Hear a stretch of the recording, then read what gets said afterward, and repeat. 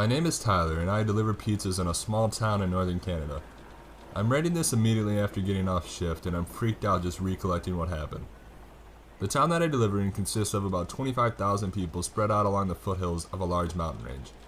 Many people that live here are farmers or loggers, and along with that we have a small college that people attend. Unlike most delivery stores, the one that I work for allows people outside of the city limits to order pizza. Our store is like this because many of the town's residents actually live outside of the city limits in the foothills where their farms are. Obviously, this causes me and the other drivers to be gone for long periods of time on deliveries. During the long deliveries, we aren't expected to be back for a minimum of an hour before my boss starts to call. To top it off, we were open until 5 a.m. every single night. This combination of variables has caused me to witness and be a part of some really messed up and creepy stuff during my years here. I haven't told anybody much of it, but after tonight, I think I'm gonna have to get it off my chest. Tonight started out like most other Tuesday nights. I was making bad tips and getting increasingly depressed about how my life was as a pizza driver. I had already taken several deliveries out to the boonies, and most of those living out there didn't even toss a dollar my way. When the in-store delivery computer chimed that I had a delivery, I dreaded that it would be back out there. Lo and behold, this delivery was to a house that hadn't ordered before far outside the city. Feeling pretty irritated, I looked back at the special delivery instructions portion of the delivery slip and felt a little bit better. It read, "Big tip as long as the instructions are followed. Take the pizza inside the house to the upstairs bedroom. The door will be unlocked." Instructions like these aren't too uncommon because people can just really be lazy. Feeling excited that my tips were about to pick up, I raced out there at record speeds. I didn't even stop to get coffee like I usually do on those long deliveries. After about 25 minutes of driving down mostly dirt road, I reached what my GPS said was the address. I hadn't seen another house for at least the last 5 minutes, but which again, that's not really uncommon out in the boonies. Pulling up the driveway, I realized that this house was all kinds of messed up. From the road it looked okay, but close up I could tell that nobody had lived there for a very long time. The house was 2 stories tall, with a roof that was partially caved in and broken windows everywhere. And to top it off, there wasn't even a front door on it. I opened my car door and went around the other side to grab the pizza. As I was doing this, I started to hear a sound that made every hair on my body stand up.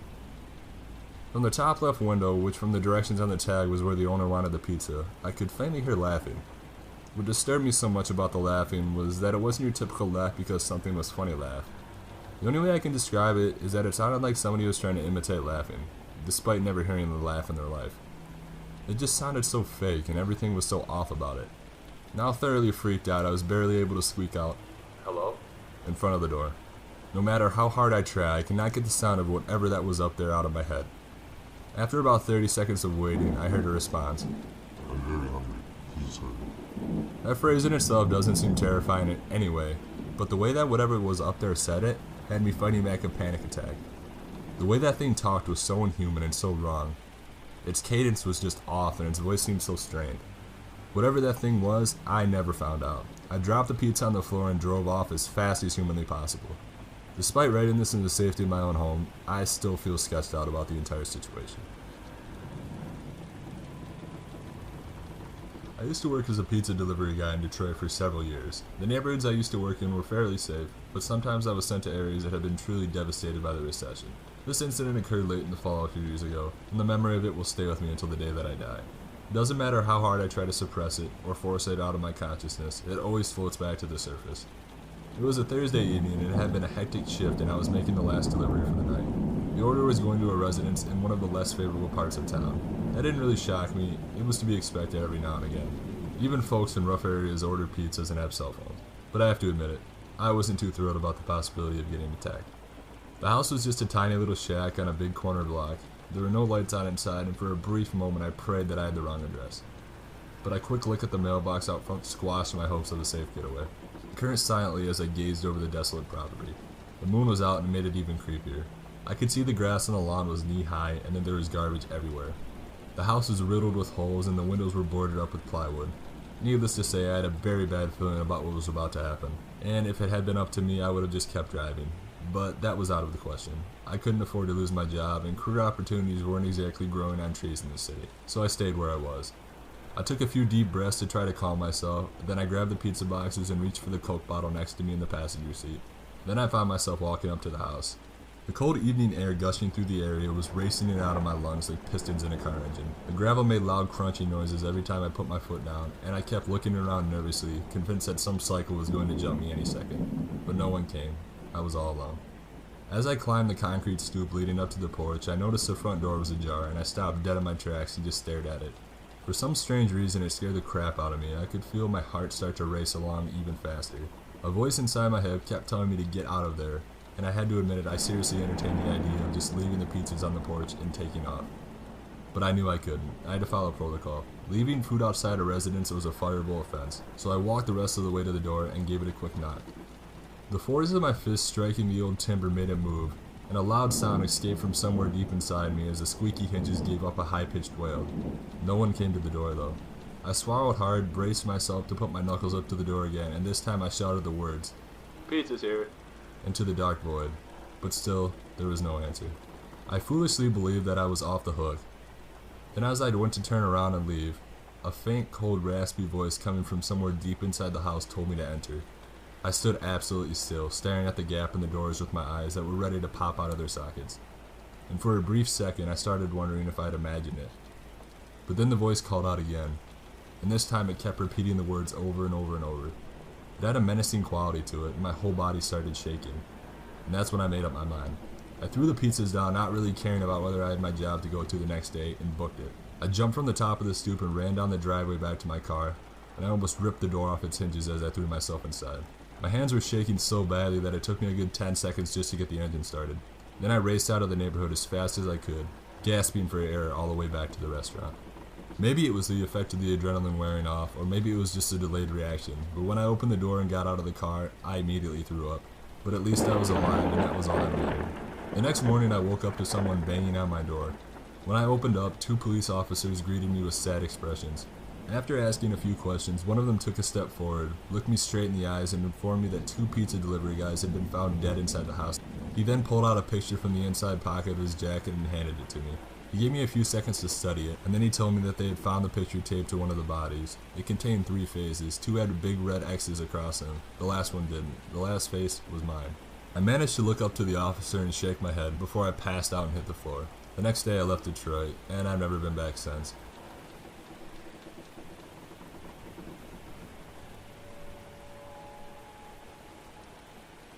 During my summers off from school, I would work at a local pizza restaurant in my small hometown. It was one of those types of near ghost towns where everybody knows everybody.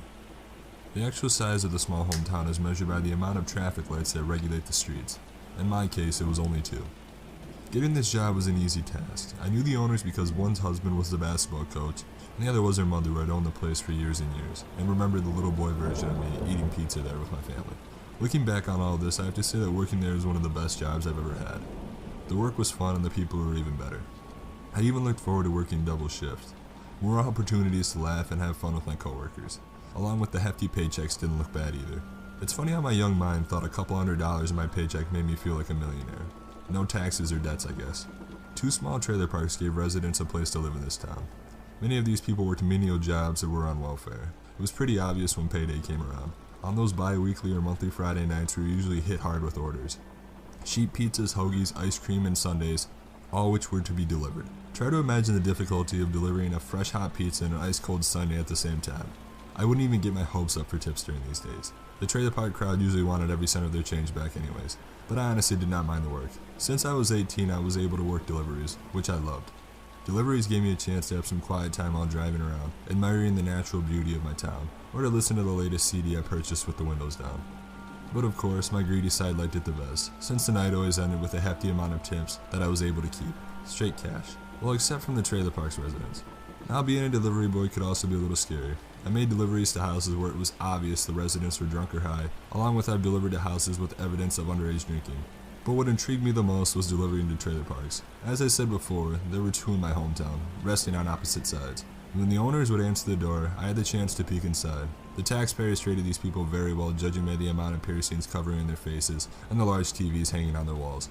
I even saw a large saltwater tank with exotic fish swimming in it. However, it was during one delivery at a trailer park that really scarred me, and it keeps me thinking back from years. To put it bluntly, this certain delivery gave me the creeps.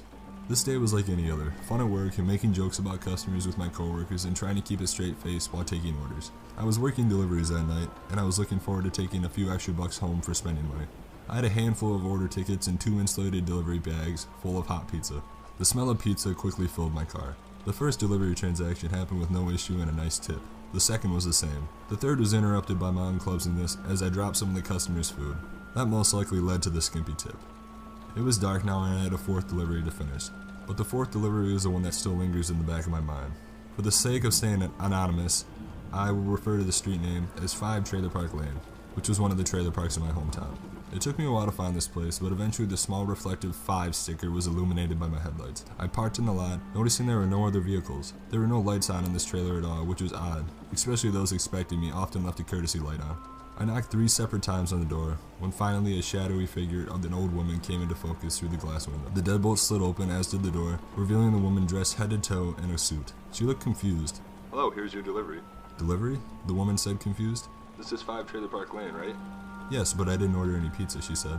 At this moment I thought a prank had been pulled and I fell for it, but I decided to probe a little further. I looked down at the order ticket. "Are you Marie?" I asked. At this moment the woman's face went from confusion to complete terror. "Who did you ask I was?" she asked. "Marie?" Marie. Marie died 5 years ago. At this point I think my face took on her lost, confused characteristic. I decided that something was wrong and that I should go back to the restaurant to work it out. "I'm sorry, man, there must have been some kind of mistake. My apologies," I said. She responded with a weary nod and slowly shut the door. I heard the deadbolt slide back into place as I descended down the stairs. I drove back to the restaurant in silence. Once there, I told my bosses about the interaction I had. Of course, they thought I was kidding and laughed it off. I wasn't until after my consistence they believed me. Their advice was that this woman must have been suffering of dementia and perhaps ordered the pizza and forgot. We were to place the pizza on an oven in case the woman called back. If not, we could eat it later. This was not the first time this had happened, so the logic somewhat settled my nerves. 10 o'clock finally came, which meant closing time. We decided to open up the forgotten pizza and enjoy a couple slices as we cleaned up. After an hour of sweeping, mopping, taking out the trash, wiping down tables, and carrying out trays, I let out a sigh of relief as I counted the money in my delivery bag. I was satisfied with the night's tips. I had only one ticket in the discard pile, the slip from this Marie in the trailer park. I'd almost forgotten about my strange encounter and was now intrigued. After clocking out, I sat in my car, deciding whether or not to swing by the trailer park to check on this woman. Maybe she lived alone. It was close to 11:15 by the time I got there. I found the reflective 5 sticker on the end of the trailer again and parked in the lot. I left my keys in the ignition in case I needed to leave in a hurry. I've never dealt with a person suffering from dementia, and I did not want to take any chances. Again, there were no lights on in the trailer. However, there was something that caught my eye that I didn't see before. A bright yellow sign was stuck to the window of the front door. Maybe I didn't notice it when I was there earlier. As I approached the front door, I noticed what was written on the sign, in large bold print. Eviction. It wasn't until then I noticed the padlock attached to the door, which I knew wasn't there before. Looking closely at the sign on the door, I see that the eviction notice detailed that the eviction took place 5 years ago. Luckily, I had discarded the delivery ticket in my pocket with those loose dollar bills. We usually write the phone number of the delivery on the ticket when the order is placed, in case of confusion during the delivery. I took my cell and with shaking thumbs I punched in every digit. In the quiet evening air, I could hear every digit's tone pierce through the night straight to my eardrum. After pushing send, I slowly raised the phone to my ear and waited. Nothing. Then 3 familiar tones in the hollow automated voice informing me this number had been disconnected or out of service. At this moment, everything came into perspective. A black and hopeless clarity. That from this trailer, the woman I know and saw at this trailer told me that Marie died 5 years ago, and this eviction took place 5 years ago. The phone from which the order was placed was no longer in service. Who ordered that pizza? Even more frightening, who answered that door? Growing up in the central United States, I've heard all the myths and legends about skinwalkers. I never really gave them any merit, up until last week.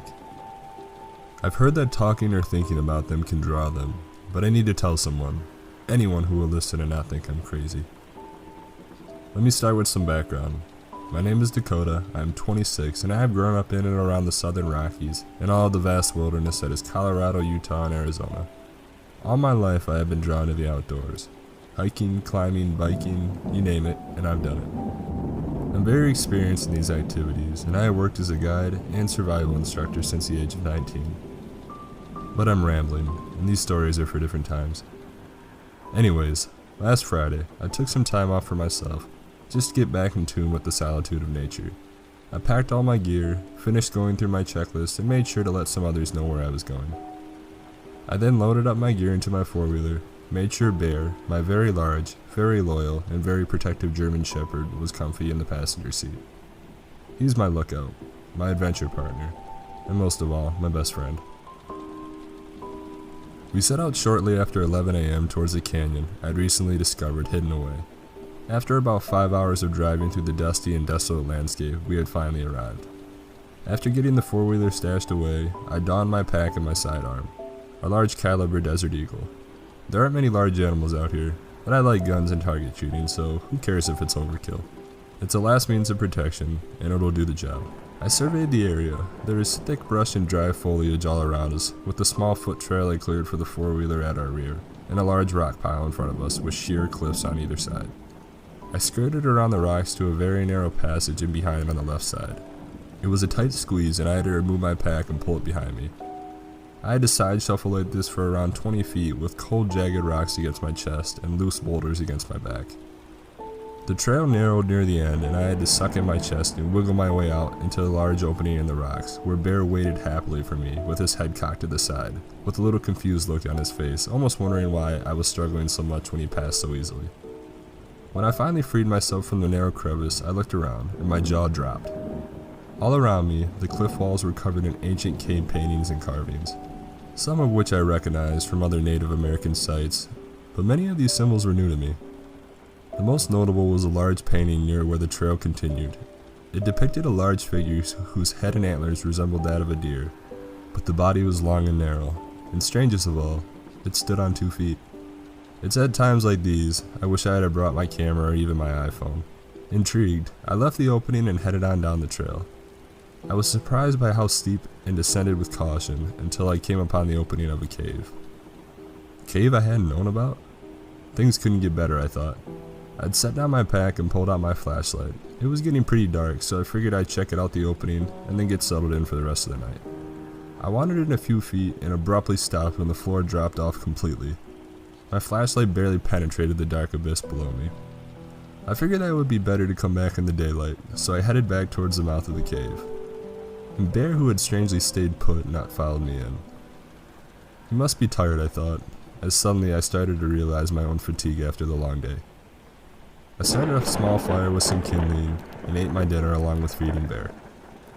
After a not quite so satisfying meal, I unrolled my sleeping bag and got comfortable with the fire by my side and the distant view of stars peeking between the distant cliff tops that sheltered me from the rest of the world. With that peaceful thought, I dozed off to the sound of the crackling fire and Bear snoring beside me.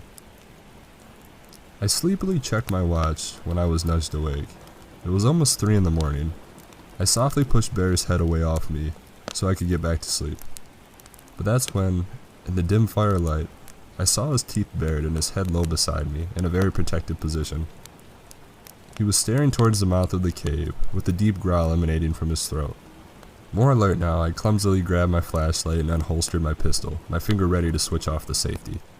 I motioned to Bear to be quiet, which was a very handy skill that he had taken time to learn. On command, he quieted, but still snarled, staring at the dark hole in the cliff. I illuminated the edge of the drop-off, my gun aimed with the flashlight, and we listened. For a few minutes, all I heard was silence besides my heartbeat. Then faintly I heard it. I can't describe it, but I will try my best. It sounded like the bleat of a goat and the yowl of a wild cat coming together to form words that seemed so broken and foreign. Quiet at first, it was accompanied by the clacking and scraping sound, getting closer and closer. I strained my eyes to see the edge in the beam of light.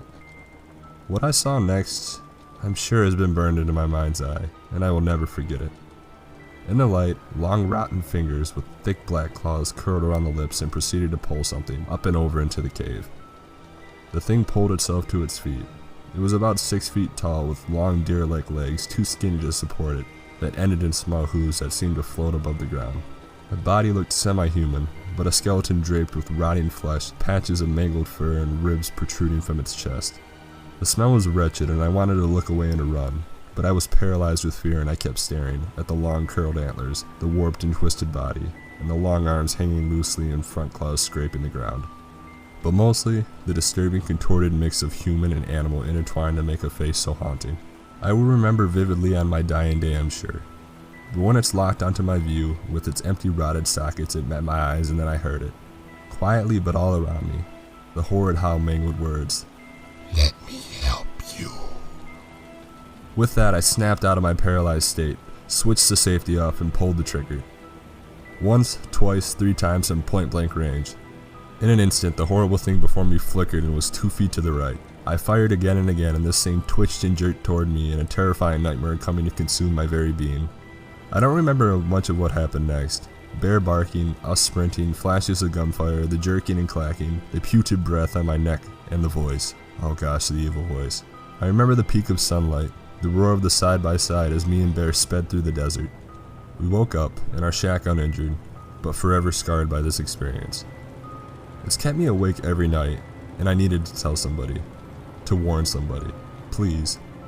If you see this carving of this thing, or see an unknown cave, please do not enter.